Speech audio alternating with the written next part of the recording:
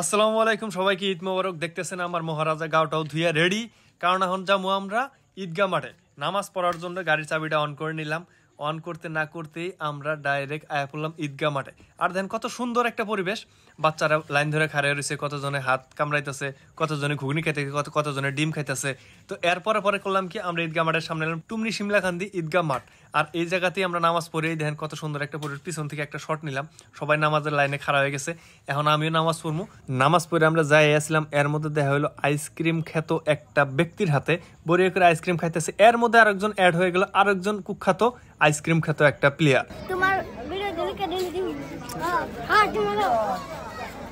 নামাজ শেষে দেন সবাই সেলফি নিতেছে, কত সুন্দর একটা পরিবেশ। আর আমরা এর মধ্যে ভাবলাম কুশালের রস খামু। কুশালের রস খাওয়ার কথা কইতে কইতে এখানে দেন রাজু কুশাল বেচতেছে, মানে কুশালের রস বেচতেছে। আর মেশিনটা কত সুন্দর করে ঘুরাইতেছে, কত মজা লাগতেছে। আর এনে মিলাই দেখেন ছোট ভাই ইমরান কি কয় শুনে।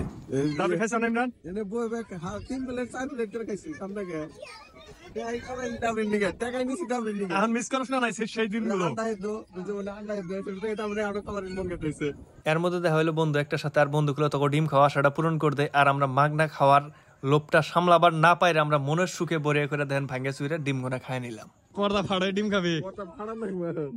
দয়াবান বন্ধুটা দেখেন নিজের পকেটে থেকে টাকা গোনা সুন্দর করে দিয়ে দিল।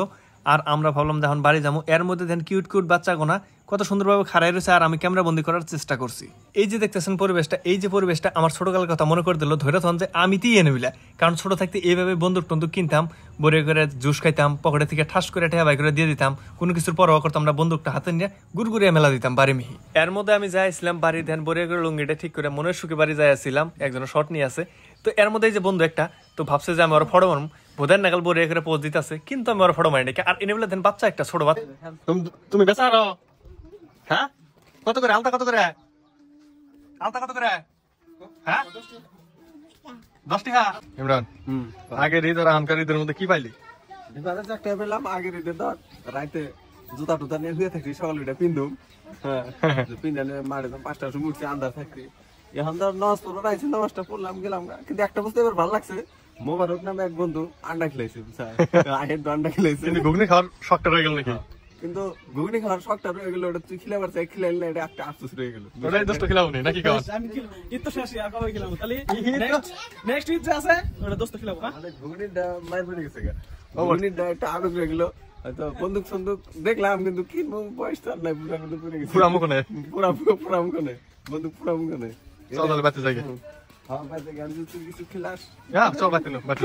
এই সময় যে গার্ডেনটা দেখে নেই, ছোট মোটো একটা গার্ডেন, কেমন লাগতেছে দেখেন। অবশ্য দেখেন দেখেন মজা